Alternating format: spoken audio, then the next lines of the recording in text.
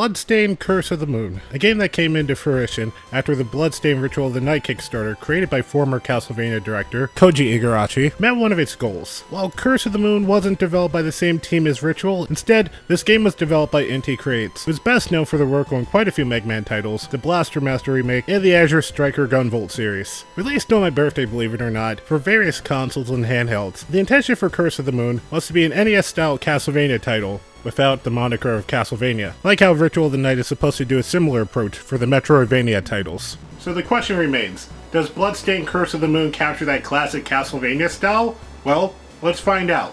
On the night of the full moon, a warrior named Zangetsu, who is cursed by demons and vows to eliminate everyone as a result, senses a great demon energy from Gremory, and he goes in to stop that. He reluctantly accepts the help from some unlikely allies. Allies he apparently grows attached to, as he prevents them from dying, but gets possessed. He then battles his former allies, and ends up in Mega Man 2's opening? That's really it for the plot. I mean, there's different outcomes depending on how you play the game, but more about that later. For most of the game, minus Nightmare Mode, you start out with Zang, who I can describe best as Ryu from Ninja Gaiden, but in Castlevania. He gets a sword which has a small range but does nice damage. He gets a couple of sub-weapons, and the ones I got the most use out of had to be the whip, which only aims diagonally up for some reason, and the scrolls that take care of enemies on the ground, just like the Holy Water did. After beating the first 3 bosses, you're able to team up with a character who is trapped inside them. It's kinda similar to how it was done in Dracula's Curse, except you're not forced to ditch an ally when you meet another one. Instead, you can team up with all of them, and switch between the characters on the fly. And if one dies, you're still able to continue on with the remaining characters. It's not until all your characters die do you lose any lives, which I heavily enjoy. Not that it's hard to gain extra lives, but anyway. As far as the recruitable characters go, there's Miriam, who is the closest character you'll get to a Belmont, via the whip. She's able to jump higher than the rest, and she has some of the more useful sub-weapons compared to Zangi, and 3 of them definitely feel fitting for Castlevania. There's Alfred the Alchemist. The only problem about him compared to the rest of the lineup is he's the glass cannon starting out, with the lowest health bar. However, his sub-weapons, or most of them, more than make up for it, as he can be outright game-breaking.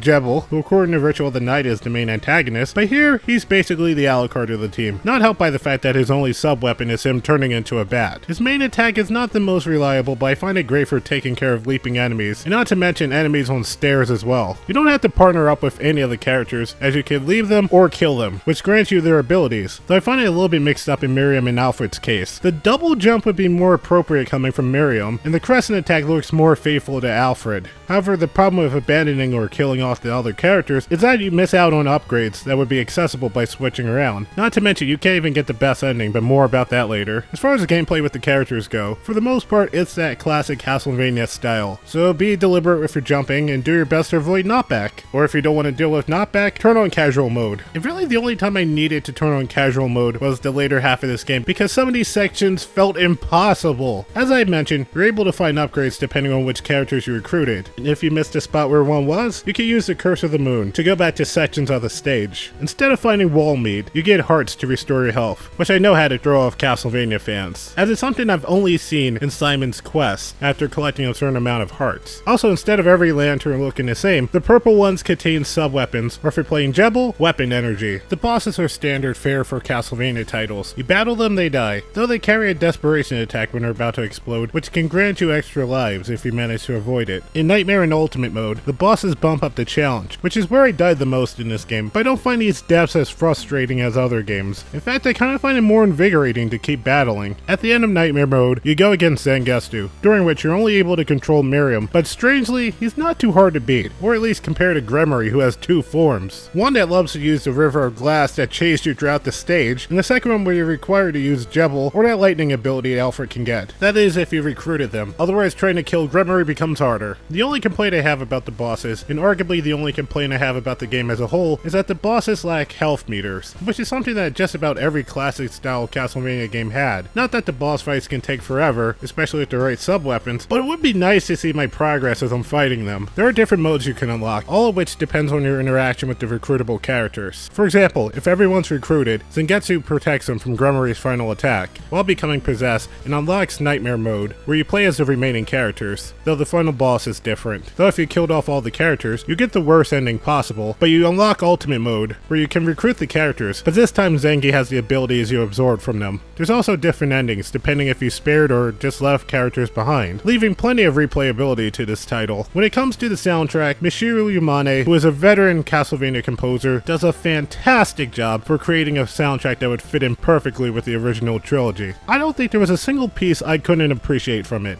In fact, I'll leave a link to the soundtrack down below. Overall, Bloodstained Curse of the Moon is just so much fun, and just for $10, it's worth owning regardless which console you want to play it on. I'll have more fun taking it on the go with me on the Switch, and it plays rather nicely on the 3DS and PS Vita, so you can't go wrong any way about it with this one. This is a game not only for the seasoned Castlevania style fans, but even for those less familiar, they can settle in just fine. And with how well this game turned out, we can only hope that Ritual of the Night will get the same amount of love, if not even more. But time will tell. In the meantime, thank you all for watching, and I hope to see you soon. Take care.